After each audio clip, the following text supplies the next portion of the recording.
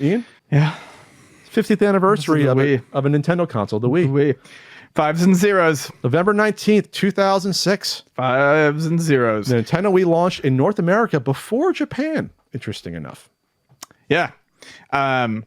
So the Wii, I think, the Wii is definitely one of those consoles that I don't even know if it splits people.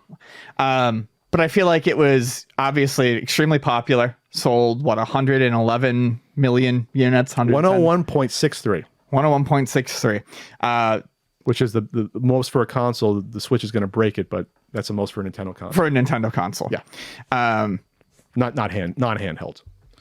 And when it came out, it was a shift in Nintendo's marketing, and kind of a shift in it represented their desire to become a family-friendly brand, or to kind of cash in a little bit more on lean into it, to lean into more of what they were already known for, as being kind of the friendlier version of, say, Sony.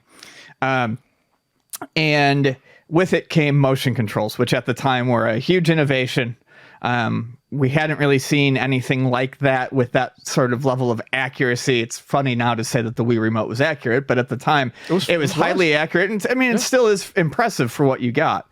And it became an absolute fad. I was thinking about that. Like it really was a fad. It was a cultural fad / leaning into like phenomenon, like I'd say more of a fad, but yeah, it was a cultural touchstone. Became a huge thing. Everyone knows how to waggle a controller. Most people know how to play Wii bowling. Wii bowling. 100 million people have played Wii bowling at least. More people than had bought the console play Wii bowling. Right.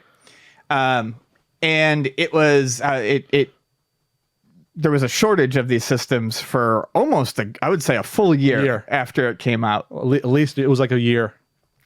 I was lucky enough to get one in February after it came out. I kind of bided my time and was looking around. Finally found someone who wanted $25 over retail for it, but no tax, so it ended up being the same price. It's retail for what, 300? $250. $250, that's right. $250. So I got it for $275, and just the console, just everything in the box. Everything in the box. Okay, yeah. I bought a bundle. I bought a bundle on eBay about, I want to say it was March of 2007. That you literally couldn't find any of them at stores. You couldn't. This is like one of the first big like scalp consoles. Yeah. Back then it was on Craigslist. You're scalping. This is before social media. This is before bots and everything. People were just clicking and getting it. I'm sure that some bots existed, but most people didn't know about them. So I got a bundle on eBay. I think it was like $325, but I got like 2 Wiimotes, 2 nunchucks, because a Wiimote nunchuck set itself was like $70, I think, something like that. It was like 40 and plus like 25, whatever, something like that. Yeah, I think that's what it was. So I got that, and then I got like 5 games with it. I got I think I got what was the big one, the Katana one, Red Steel. I got Red Steel, and I got like 3 or 4 other games. I think I got whatever the first Mario Party was that already come. 9, 8. I think I had that. So it was like $400+ worth of stuff for like $325. So I said, okay, I got a decent deal. And that's how I got mine. Otherwise, I wasn't getting one. Yeah, I wasn't.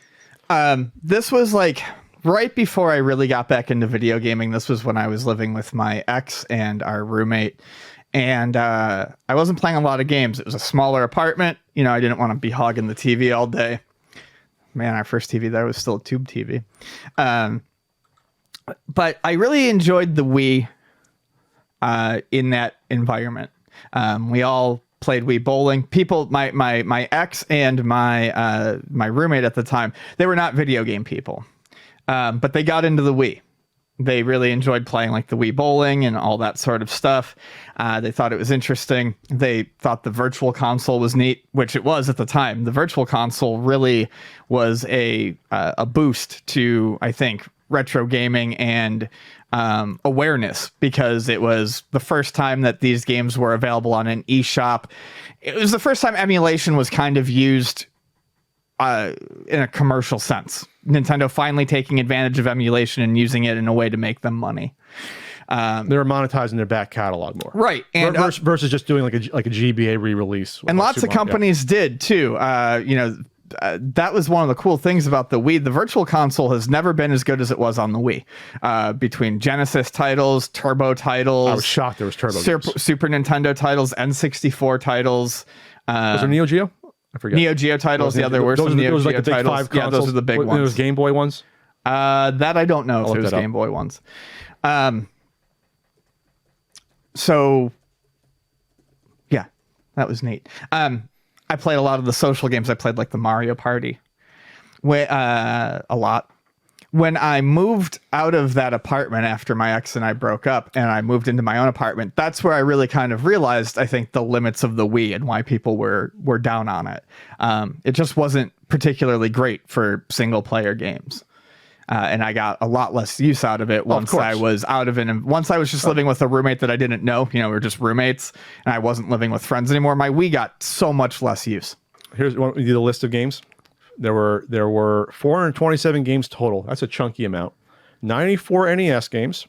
It's a good amount of games. Yeah. 74 Super Nintendo games. 21 N64, most of them first party, but you did have like Pokemon Snap, which is second party, kind of. No, that's first party. Well, HAL Labs, but Nintendo's on there. You had a couple of Hudson Soft games, but mostly first party stuff. 63 Turbo/Turbo CD games. That's a good amount of games. That was, I think, the bright point of the that system for a lot of people. I know people who shopped at Luna who their first experience with a Turbo game ever was playing one on the Wii Virtual Console. That's almost half of the North American library available. That's a good amount. Yeah, because the North American library is what, 130? 130 something with CD. Yeah. 16 Master System, mostly Sega first part. They're all Sega, except for, well, they're all Sega published. Okay. You had 75 Genesis games, most Sega, but you did get some Namco ones in there, like Rolling Thunder 2. 54 Neo Geo games. Wow. Okay. 9 Commodore 64 games. I had no idea there were Commodore 64 games on there. I didn't know that either. And then 21 arcade games, mostly they're Namco, Capcom, Sega, and Tecmo. So that's an incredible number of games. And like we said, Nintendo before they would do re-releases, mostly obviously they would publish there was other packages like on the GameCube, and there were even on N64 of arcade collections and game collections that were published. But for them to have a virtual service where you can buy individual games that they were monetizing and allowing other companies to monetize. Yeah. This was the first Nintendo having their own online presence, web store, and maybe the first real. Well, no, there was the Sonic collection on the GameCube and stuff, but I was going to say definitely a lot of handshaking though with other companies that you wouldn't exactly think that they. Yeah, they're sharing the profits of these. I mean, obviously you're sharing profits, I guess, in a small way if they publish more stuff. I don't know how that would work, like with GameCube, if they're printing the discs out or whatever, paying a license. But this is we're promoting your individual games. Yeah. Individual old ass games that used to be competitor for us, Sega Genesis games. So I was marked that the rise of retro gaming, this was a huge part of it. It was this and YouTube. Those two combinations were a big push for people to rediscover a lot of this stuff. From at that point, 15 years earlier, we'll just say. It was a big thing to do that. For a lot of people, this has been the first time they ever heard of TurboGrafx 16. What the hell is this? That's what I just said. Yeah, I mean, a lot of people who shopped at the store, their literal first experience playing a Turbo game was on a Wii. And they're seeing dozens of titles. Yeah. It blows their mind. Again, this is YouTube's not huge yet in 2006. It takes another year or two. So this is a lot of exposure to stuff that people hadn't really seen before. It doesn't seem as big now when you look back on it, because everything's had some sort of, virtual console or emulation, Sure. An Xbox Arcade had been section in Xbox, but this was huge. But for Nintendo console fans and handheld fans, it's big, which I'll get into in a second. This is a big deal. This is 100 million people potentially seeing these games, at least, plus other people. Yeah. So this is also I'm going to say about this console, why this console is so successful. To a lot of people, this could have been the first Nintendo console they played in 15, 20 years. The same way it's now become with the Switch.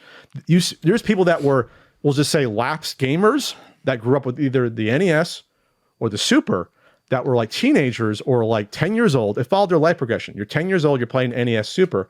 Now I'm in my 20s. I got a job. I have my own place. Wow, there's this new console Nintendo has out. I'm going to buy this again. I saw that phenomenon happen. When I first moved to San Diego, this was 2009, a few years in, but you go to house parties. when I'm like 28 and they're about 28, people were playing Wii at house parties. Absolutely. You're drinking wine, you're drinking, you're having fun, and you're playing, Wii sports games. It was, like Ian said, it was like a fad. It was like a semi-cultural touchstone event. So obviously I hung out with the owner of Luna Video Games, Treg, a lot. I mean, he's a good friend of mine. But we two people, an owner and a manager of a video game store, and the only video game system that I have ever seen come out during a party with him was the Wii when it happened, because it just had that sort of appeal. Pick up and play to everyone, so not all of our friends are into games and stuff, but there's conceivably nothing else we could have rolled out that anyone would have played. Yeah, pitch me the ball. We'll do boxing real quick. We'll have fun boxing. Right. We'll do, again, the bowling thing, because you only need a Wiimote to do that. It was also a turning point because Nintendo was no longer trying to compete with being like a powerhouse console. N64 they tried and failed. GameCube they tried and failed as well, because GameCube was not underpowered. GameCube was not underpowered. No, I mean, you look at comparisons of, I talk about it all the time, but I mean, if you actually look at side-by-side comparisons of games that are GameCube, PS2, and Xbox, there's a lot of games where like GameCube is that version was the best looking. So they abandoned the proprietary software bullshit killed them on the N64, and it killed them on the GameCube partially. They had better. You mean just like doing weird fucking? Yeah, we're gonna do our mini disc thing. We're gonna we'll stick with cartridges when no one else is doing cartridges anymore. Like that killed them on the N64. They lost third-party support that never came back from the N64. GameCube, they had better third-party support, but they still had their own. The discs held a lot less when it was before than the Xbox and PS2 held. So they finally said we can't do this anymore. As well, they didn't get back the third-party support that they should have, obviously, but then they went weaker, and that was the thing. I remember people were promising like, Capcom and EA was a big one, saying, oh, we're going to support the Wii this, and we're going to support all the other consoles. Nope. We'll put out our shitty Call of Duty version that's nothing close to to like the PS2 and PS3, and Xbox and 360. We'll do that. So, but obviously Nintendo didn't care. Because when you sell 100 million consoles of something that they're making money on every console, they weren't taking a loss on the Wii. That's because they weren't. Right. So like that gave them their what's the expression? Their not war shed. What's the expression? War chest. War chest. Yes. War chest. For decades to come. It allowed them to survive the awful lean Wii U years, Remember, though, they always still had their handhelds were always good. Their handhelds were always good to go at the time. Yeah, well, their handhelds have always been the thing that has kind of afforded them the ability to fuck up on consoles as often as they have. 3DS kept them, going. Not afloat. They had enough money to survive because of the Wii, but 100 million consoles. The DS, the 3DS, none of those hurt Nintendo. No, absolutely not. The 3DS had a rough year or so to start, but then once they lowered the price and got more games, they were fine. It just launched too early, the 3DS. Yep. They had to get it out there, I guess, because Wii sales were not doing as well anymore, like 5 or so years in. I also love the fact about the Wii, it seemed like it was also the last time, and they only did it on a couple of consoles, really. But it was around the mid 2000s when you had like the GBA adapter on the GameCube. You had things like that happening. They still had backwards compatibility on their handhelds. Through GBA and through the first, first DS had GBA, then 3DS got rid of GBA. We still had DS backwards compatibility. The GameCube backwards compatibility was huge. I loved it. Yeah. It allowed me, because I didn't own a GameCube.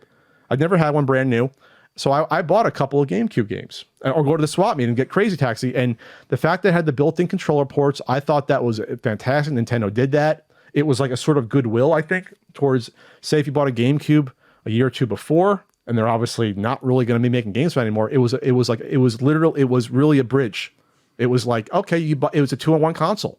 Yeah. It's a 2-in-1 console. You got everything you can want out of the GameCube on the Wii. And you got, you got 480p with the component. You got 480p. Oh, yeah.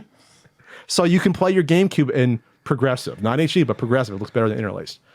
And then, of course, they got rid of that with the later revisions, but at that point, everyone had a Wii. So... Yeah, the nice thing about the Wii is that most of the versions are backwards compatible. You're far more likely to stumble upon a backwards compatible Wii than not. You want to talk about some of the first party or memorable games that started on the Wii? I mean, honestly, that's kind of the thing for the Wii for me is I don't have a whole lot of like retro love for it. For the actual, not for Galaxy. I played a decent amount of Galaxy. I do like Galaxy a lot. I like Galaxy a lot. Zack and Wiki. I was not a first party game. That was a Capcom game. One of my favorites on the system. One of the only games that I actually liked using the motion controls for. It played kind of like a point and click adventure game.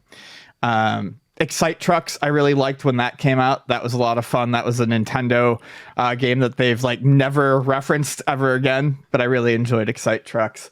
But I learned quick that I hated using that controller setup for any sort of normal game. Really? I did not like the being forced to use an analog on the left. The nunchuck. It worked great on Resident Evil 4. It worked. I just didn't. You just didn't like it. I just didn't like it. I got used to it. I think they incorporated it well for what they did. You want to guess at how many Wii games there were? Not counting. This is not counting the virtual library. I'm looking at the list right now. 1,123. 1,596. Ah.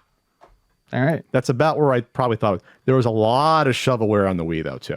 A lot. It was literally going to the flea market in like the late 2000s, and there'd be brand new shovelware Wii games in boxes that they probably sold that shit at like, 5 and dimes and like at Rite Aid. You know what I mean? Like there was that level of shovelware on the Wii that I don't know if we're going to see that again with the Nintendo console, where like they're like brand new for like $5 in the box or $10. Well, you are getting it on the Switch, but they're not getting fit. We're beyond digital media has overtaken. Yeah, so you're not getting mass produced ones. So that's what I mean. Right. Like, if you go on the Nintendo eShop, it is a huge problem right now. There's tons of asset flip garbage. I mean physical games though. Oh yeah, yeah. We're not gonna. Yeah, this 1596 is physical. I believe most of these are physical. Yeah, you're not gonna get.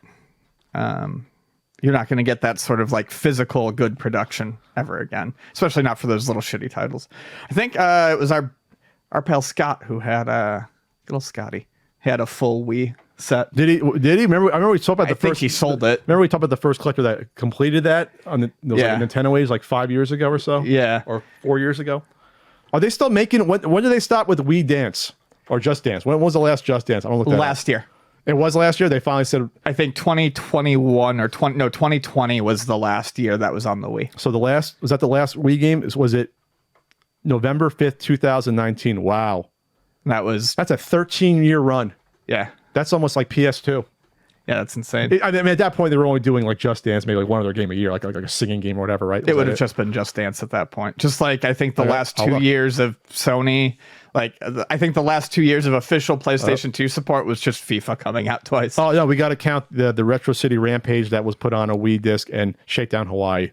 Those independent, they oh, that's right. Those were put on Wii discs. That's like aftermarket. Would that make a guidebook?